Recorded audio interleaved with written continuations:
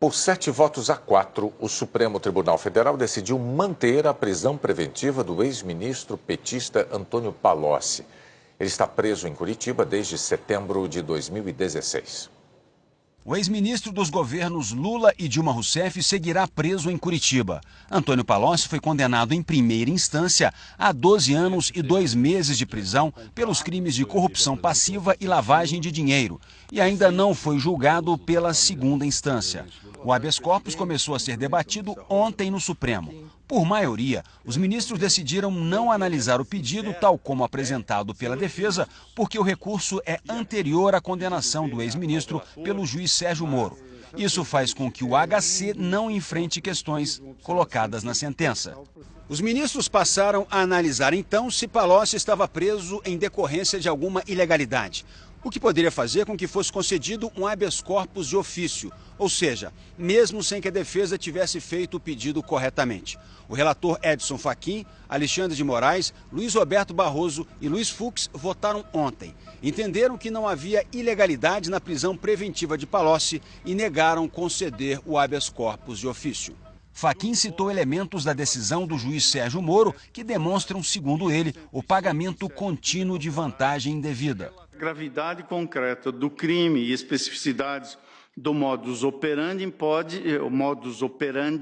podem sim ser considerados ambos, portanto, gravidade concreta e especificidade, como fundamentos da medida gravosa, desde que, sob o viés do reflexo da periculosidade do agente, na possibilidade de reiteração delituosa, e a sentença toma um conjunto de exemplos que estou aqui a citar, como realizar pagamentos não contabilizados, repassar valores com um conjunto de propósitos aqui referidos, e o arremate que vem na sentença, que, meu modo de ver, no cenário descrito, não evidencia mera ocorrência de pagamentos episódicos.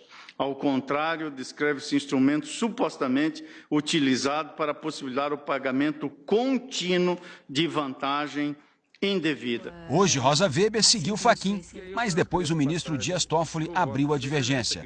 Disse que não há informação de crimes cometidos por Palocci desde que foi preso e votou a favor da concessão do habeas corpus de ofício. Toffoli defendeu trocar a prisão preventiva de Palocci por outras medidas cautelares, como recolhimento noturno e tornozeleira eletrônica, a serem estabelecidas pelo juiz Sérgio Moro. Entendo que há um significativo espaço de tempo transcorrido entre a decretação da prisão e a última intercorrência ilícita apontada, ano de 2014, não havendo nos autos notícia a respeito de comportamento delituoso por parte do paciente entre aquela data e o distante decreto de prisão preventiva, repito, ocorrida em 26 de setembro de 2016. Dessa forma, entendo que as medidas cautelares menos gravosas que a prisão, no caso concreto, podem trazer a mitigação do aventado risco que a liberdade do paciente representaria a ordem pública. Os ministros Ricardo Lewandowski, Gilmar Mendes e Marco Aurélio acompanharam a divergência de Toffoli pela concessão do habeas corpus de ofício a Palocci.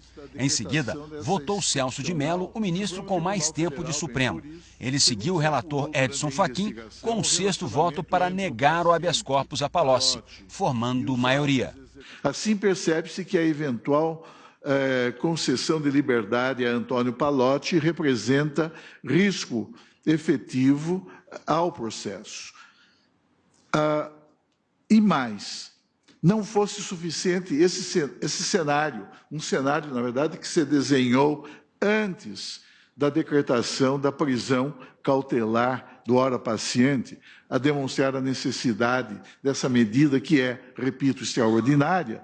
Outros fatos e eventos ocorridos após a decretação da prisão cautelar reforçam ainda mais a necessidade de manutenção dessa mesma prisão.